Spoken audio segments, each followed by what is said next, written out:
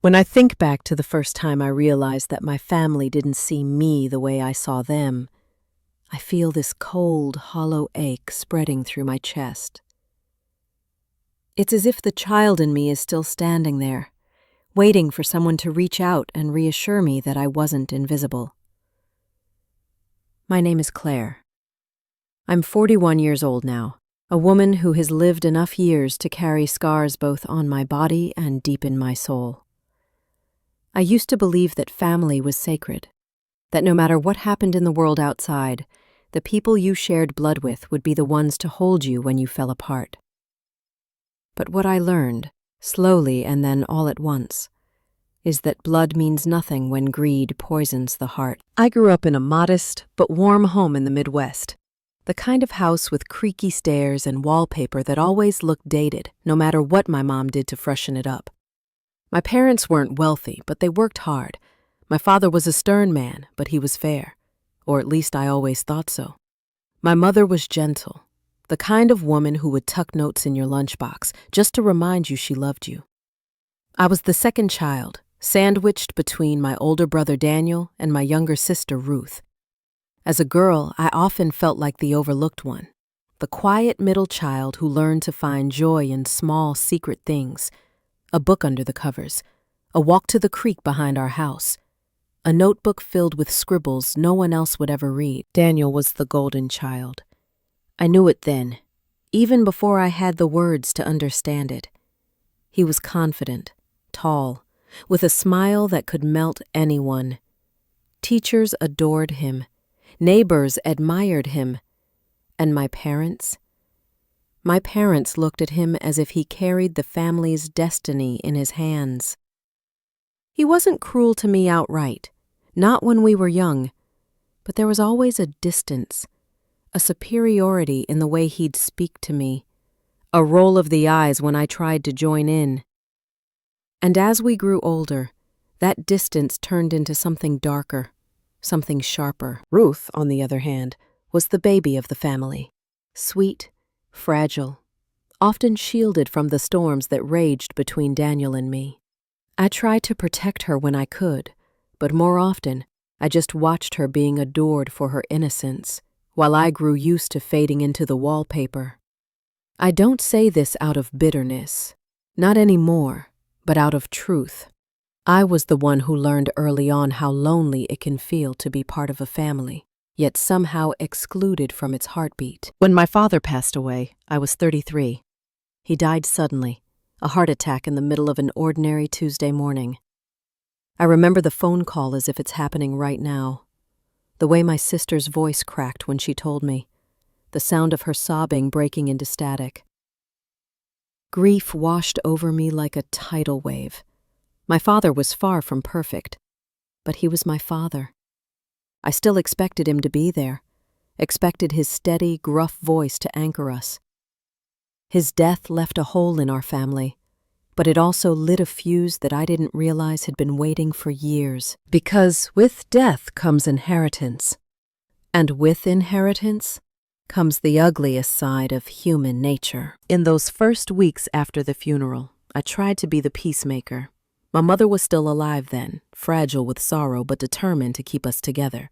We gathered in a living room, the house heavy with silence, to talk about what would happen with the estate. It wasn't much, just the house, some savings, and a few sentimental possessions that each of us had quietly hoped would one day belong to us. My father had always told me, in private moments, that he believed in fairness. He didn't want one child to carry the burden or the privilege over the others. So when Daniel stood up and announced that he'd take care of things, something inside me bristled. I asked about the will. I knew my father well enough to believe he would have put his wishes in writing. Daniel looked me in the eyes with that same smirk he used to wear when we were kids and said, "There isn't one." Mom already knows that Dad trusted me to manage everything. I wanted to believe him. I wanted to believe that despite our history, Daniel wouldn't lie about something so sacred. But as days turned into weeks, the questions gnawed at me. Why would my father, a man who planned every detail of his life down to how he trimmed the hedges, not leave a will? Why would he suddenly entrust everything to Daniel, without a word to me or Ruth? My mother stayed silent, her grief like a curtain drawn across her face, and so I swallowed my doubts, buried them alongside my father, and tried to move forward. But grief has a way of loosening secrets. A year later, my mother passed away too. Her death was slower, drawn out by illness, and in that time, I became her caretaker. I sat by her bed, fed her soup, brushed her hair back when the sweat clung to her forehead. And in her final weeks, when the walls between us dissolved and she spoke more openly than she ever had before, she told me something that changed everything. "There's a will, Claire," she whispered one night, her voice so faint I had to lean in close. "Your father wrote it. Both of us did. It's in the safe." The safe. The same one Daniel had locked up after my father's funeral, insisting there was nothing inside but old insurance papers. My mother's words rattled inside me like loose bones. A will existed, and Daniel had hidden it. After she died, I confronted him. I remember that day vividly. The cold drizzle outside, the way my hands shook, not from the weather, but from rage. I asked him directly, "Where is the will?" He didn't deny it. He didn't even flinch. Instead, he looked at me with a kind of cruel amusement and said, "You don't need to worry about things you were never meant to have." I can't describe the way those words sliced through me. It wasn't just about money or property. It was about betrayal, about the realization that my own brother had stolen not only my parents' final wishes, but also the last shred of belonging I had in this family. When I told Ruth, hoping for support, she recoiled. She told me Daniel had already explained everything, that I was overreacting, that I was letting grief turn me into someone bitter and untrustworthy. The family turned on me so quickly, it made my head spin. Cousins, uncles, even my father's closest friends, all of them sided with Daniel. I was painted as the jealous middle child, desperate for attention, willing to invent lies to stir up drama. But I knew the truth. And once you know the truth, you can't unknow it. What followed were years of silence. I stopped attending family gatherings, birthdays, Christmases, weddings. I wasn't invited, or I chose not to go, knowing I'd only be met with glares and whispers. My world shrank down to myself, my work, and a few friends who became my lifeline. But at night, when the house was quiet, I would think about that will, locked away somewhere, gathering dust while Daniel lived off what wasn't his to claim.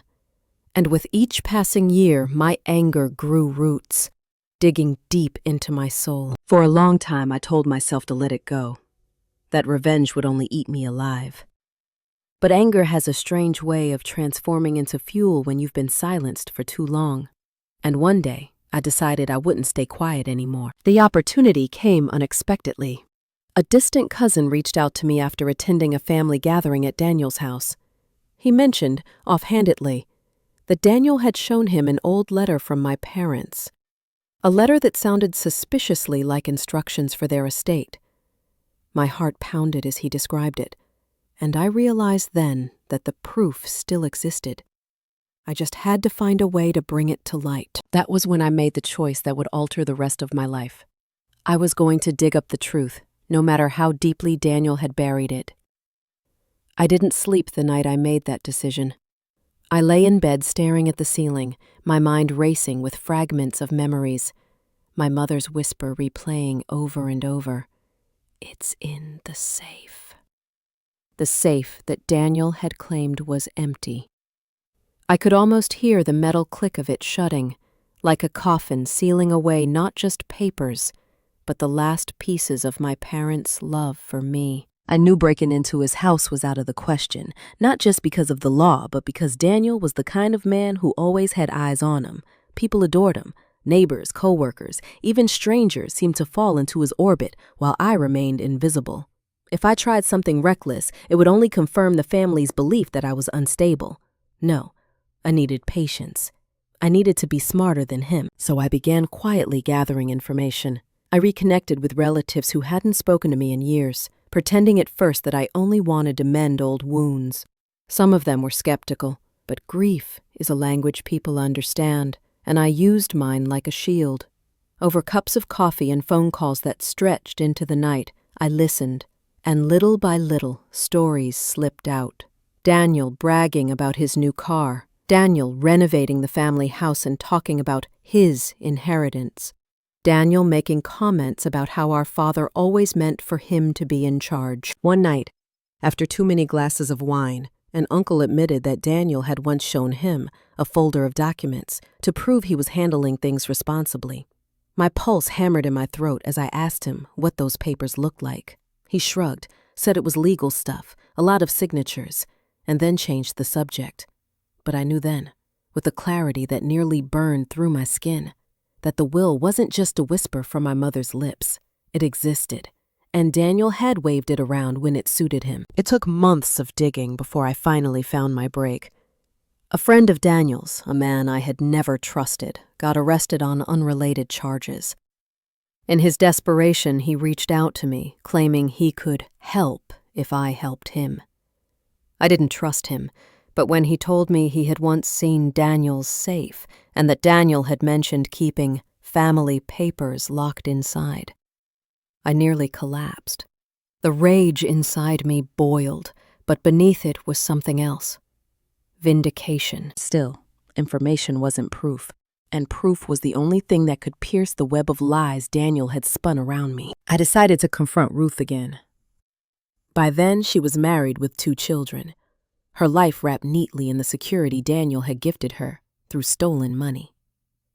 I went to her house, carrying with me every ounce of hope that the sister I once loved was still in there somewhere. When she opened the door, her eyes narrowed, as if my very presence was poison. But she let me in, out of obligation more than affection. I sat at her kitchen table, watching her fuss over her children's toys, and finally, I said it. Ruth, I know there's a will. Mom told me before she died. Please tell me you believe me. Her face went pale for just a second, and I saw it. That flicker of recognition, of truth. But then she hardened. Claire, you need to let this go. You're tearing yourself apart over something that doesn't exist. It does exist, I shot back, my voice trembling. And you know it. I can see it in your eyes. She looked at me, and for the briefest moment her eyes filled with tears, but she blinked them away, shaking her head. Daniel told me you'd do this. He told me you'd try to turn me against him. I won't let you. It felt like being punched in the stomach. My sister, the girl I used to protect, the one I used to braid hair for and share secrets with, was gone. She had chosen her loyalty. And it wasn't to me. I left her house that day with a new kind of grief, heavier than death. The grief of losing someone who was still alive, but I didn't give up. Instead, I turned to the law. It took everything in me to scrape together enough money to hire a lawyer. When I first told him my story, he looked skeptical. Cases like this are difficult, he warned. Without direct evidence, it's your word against your brother's. And he seems well connected. I don't care, I told him, my voice cracking. I just want the truth to come out. So we filed motions, requested access to estate documents, demanded transparency. Daniel fought us at every turn. He hired his own lawyers, slick men in expensive suits who treated me like a nuisance, a desperate woman chasing shadows. But slowly, piece by piece, their armor cracked. During discovery, we found evidence of accounts opened suspiciously close to my father's death. Transfers of money that didn't line up with Daniel's story. A notary's signature that hinted at paperwork being signed, paperwork Daniel swore didn't exist. My lawyer leaned across the table one afternoon, his eyes sharp with something close to excitement, and said, "We're on to something." But it wasn't enough. Not yet. The turning point came when I received an anonymous envelope in the mail. Inside was a photocopy of a page, yellowed, creased, but unmistakably real. It was my parents' handwriting, their signatures at the bottom of a document titled Last Will and Testament. I cried when I saw it. My hand shook so violently that the paper nearly slipped from my grasp. It wasn't the full will, just a single page, but it was enough to prove that Daniel had lied. Enough to show that my parents had indeed left instructions for their estate. The question now was, who sent it to me, and why? Part of me wondered if it was Ruth, guilty enough to slip me proof in secret. Or maybe it was someone in Daniel's circle, someone he had wronged. Whoever it was, they had cracked open the door I needed. We took that page to court, and suddenly the tide shifted. Daniel's confident smirk faltered when the judge asked about the missing will. His lawyers scrambled, insisting the document was fake, that I had fabricated it. But the handwriting matched perfectly, and even relatives who despised me had to admit it looked authentic. For the first time in years, I wasn't the one on trial in my family's eyes. Daniel was, but exposing him wasn't as sweet as I imagined.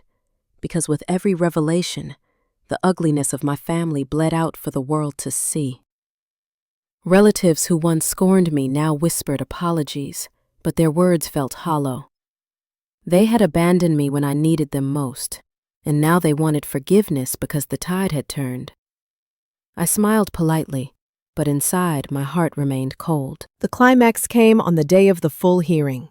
Daniel was forced to hand over the contents of the safe, and when the will was finally laid on the table, its pages fragile and yellow with age, I felt a rush of emotion so powerful I could barely breathe. My parents had left everything to be divided equally.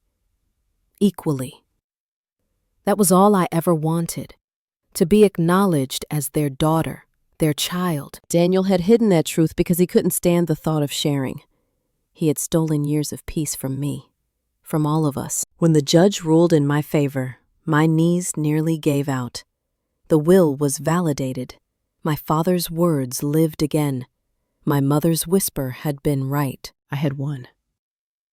But what I didn't realize, standing in that courtroom with my tears soaking the collar of my blouse, was that victory doesn't erase betrayal. It doesn't bring back lost years or mend broken bonds. It just leaves you standing in the rubble, clutching a truth that came too late.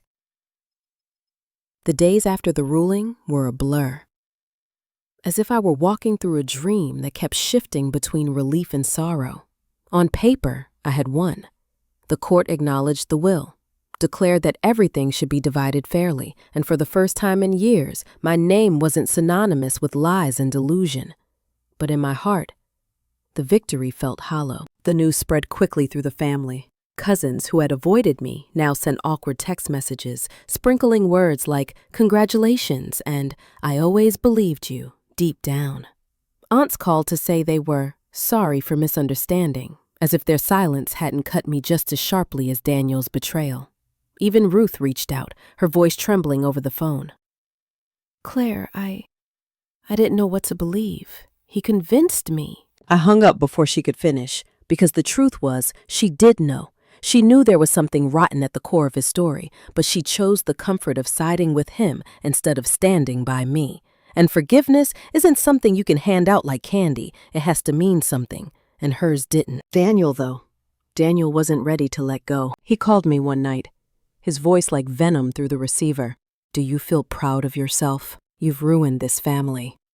You think Mom and Dad would be happy seeing you drag their name through the mud?" I laughed, bitter and cracked. "I didn't ruin this family, Daniel. You did, the moment you decided your greed mattered more than the truth." He snarled something I couldn't even make out before slamming the phone down. And that was it. My brother, the golden child, the man who once strutted through life as though he were untouchable, was left exposed. But instead of joy, all I felt was exhaustion. Because here's the thing about betrayal. Even when you expose it, the scars don't fade. The house that had once been my parents', the house with creaky stairs and faded wallpaper, was suddenly mine again, at least in part. Walking through those rooms after years of absence was like opening a time capsule filled with both love and pain. My mother's perfume still lingered faintly in the upstairs hallway. My father's chair in the living room still bore the indent of his frame. I touched the worn banister of the staircase and remembered the countless times I had run up those steps, chasing after Ruth or fleeing from Daniel's mocking words. But the one evening, I found myself in the attic, surrounded by boxes my parents had packed away years before. Dust clung to my fingers as I sifted through old photo albums, yellowed letters, and school projects with my childish handwriting sprawled across them. And then I found something I wasn't prepared for.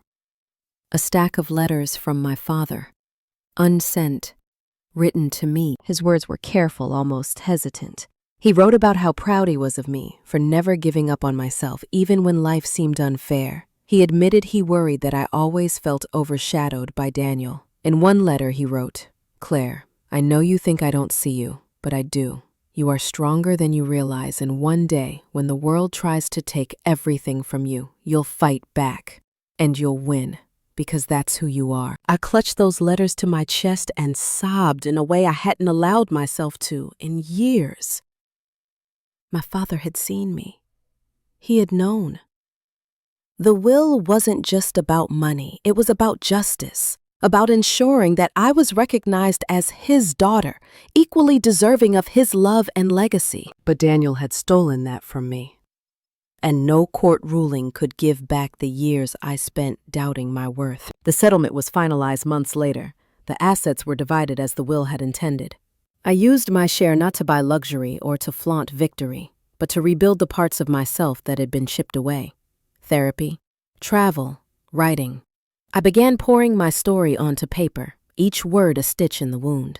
I wanted to make sense of the chaos, to transform the pain into something that mattered. And yet, revenge would have been watching Daniel lose everything, watching him crawl on his knees begging for forgiveness. Justice was simply the truth, revealed at last. What I received was somewhere in between. Enough to prove I wasn't crazy, but not enough to erase the isolation of those years when no one believed me. Ruth tried again to reconcile. She showed up at my door one afternoon holding flowers, her eyes swollen from crying. "Claire, please," she begged. "We're sisters. We can't let him destroy us." I stood in the doorway, the weight of decades pressing on me. I thought of the little girl who once held my hand on stormy nights, who whispered secrets into my ear. And I thought of the woman who turned her back on me when I needed her most. "I love you," I told her honestly, "but I don't trust you. And without trust, there's nothing left to rebuild." Her tears fell harder, but I didn't step aside. I watched her walk away, and though my heart cracked, I knew it was the right choice. Some bridges, once burned, are never meant to be rebuilt. As for Daniel, I haven't spoken to him since that night he called to spit venom into the phone. Word has it he moved away, started over somewhere else, carrying his shame like a shadow he pretends doesn't exist. Sometimes I imagine him looking in the mirror, seeing the smirk that once made him untouchable, and wondering where it all went wrong. I don't need to know, because my story isn't about him anymore. It's about me, about reclaiming the voice that was stolen, about finding strength in the wreckage. One night, sitting alone in the old family house, I lit a candle and read my father's letters again. His words glowed in the flickering light, and I realized something I wish I had understood long ago. I had always been seen. Maybe not by Daniel, maybe not by Ruth, maybe not by the family who dismissed me, but by my parents, by the people who mattered most, and by myself. That was the real victory. When people ask me now if I regret it, if I regret the years of fighting, the sleepless nights, the loneliness, I tell them this: regret is for those who never act. I fought for the truth, even when it cost me everything else. And though the scars remain, I carry them with pride, because they are proof that I survived, and survival, in the end, is the sweetest kind of revenge. The candlelight flickered in that old house, shadows stretching across the faded wallpaper, and I realized I wasn't afraid of the silence anymore. For so long, silence had meant exile, being cut out, cast away, dismissed as the bitter, jealous one. But now silence meant peace. It meant I could finally breathe without the weight of proving myself pressing down on my chest. Still, healing isn't a straight path. Some mornings I woke with a heavy sadness, remembering all the holidays I'd missed, all the years wasted while Daniel strutted through family gatherings with stolen pride. Other mornings I woke lighter, proud of myself for never letting go of the truth. I learned to let both feelings exist side by side, the grief and the gratitude, the pain and the pride. I began journaling daily, pouring the memories out onto paper like I was bleeding ink. I wrote about the nights I cried myself to sleep after Ruth accused me of lying. I wrote about the way Daniel's smirk used to ignite a rage so deep I could barely speak. And I wrote about the letters from my father. How his words reached me across the grave, wrapping me in the embrace I had longed for my entire life. It was in those pages that I started to see a pattern, not just of betrayal, but of survival. Each scar, each wound was a mark of endurance. I wasn't the weak middle child who faded into the background. I was the one who had stood up when everyone else bowed down. That realization, more than the court's ruling, gave me back my sense of worth. But closure is a tricky thing. A year after the trial ended, I received another letter in the mail. No return address. Inside was a single sheet of paper, written in a handwriting I instantly recognized. Ruth's. It wasn't an apology. Not really. It was more of a confession. She admitted that Daniel had shown her the will years ago, but he'd convinced her that it was better for the family if it stayed hidden. She said she had gone along with him out of fear of losing his protection, fear of being cut off. I chose comfort over you, she wrote, and I will regret that for the rest of my life. I sat with that letter for a long time, my hands trembling. Part of me wanted to shred it, to reject her words the way she had rejected me. But another part of me, the part that still remembered the girl she used to be, felt a pang of sorrow. Because her confession didn't change anything. It didn't erase the years of silence. It didn't erase the way she had looked me in the eye and chosen him over me. All it did was confirm what I already knew. I had been right all along. I folded the letter, placed it in a box with my father's notes, and decided to let it rest there. Not forgiven, not forgotten, just placed among the artifacts of a past I no longer needed to carry in my hands every day. Life moved forward. Slowly, quietly, but forward. I left the Midwest and bought a small place on the coast. The sound of the ocean became my new lullaby. The steady rhythm of the waves reminded me that life is about cycles, loss and renewal, betrayal and truth, endings and beginnings. Sometimes, in the evenings, I walked along the shore and thought about my parents. I wondered if they would be proud of me for fighting, or if they would be sad to see how fractured our family had become. I like to believe it was both. Proud of my strength, but sad that love hadn't been enough to hold us together. People asked me if I would ever reconcile with Daniel. The answer was simple: no. Some betrayals cut too deep to be healed by time or apology. He had stolen more than money. He had stolen my trust, my place in the family, my years of peace. And though I no longer burned with the desire to hurt him back, I also knew I could never welcome him into my life again. That was my final act of revenge. Not anger, not retribution, but indifference. Because indifference means he no longer has power over me. The last time I saw him was purely by chance. I was at the airport, waiting for a flight, when I caught sight of him across the terminal. He looked older, heavier, his once confident stride slower now. Our eyes met for just a moment. There was no smirk this time, no spark of superiority, just weariness. He turned away before I could decide whether to nod or speak, and as I watched him disappear into the crowd, I felt nothing. Not rage, not sorrow, just the quiet confirmation that I had outgrown him, outgrown the chains he once held around me, and that was enough. I share this story not to wallow in pain, but to leave something behind for those who have been silenced the way I was. Betrayal by family is one of the deepest wounds a person can carry. It cuts at the very foundation of who we are. But if you take anything from my story, let it be this. The truth matters. Even if no one believes you, even if it costs you everything, the truth is worth fighting for because it will set you free in ways lies never can. I fought for years. I lost family, I lost friends, I lost a version of myself that wanted to believe love was enough.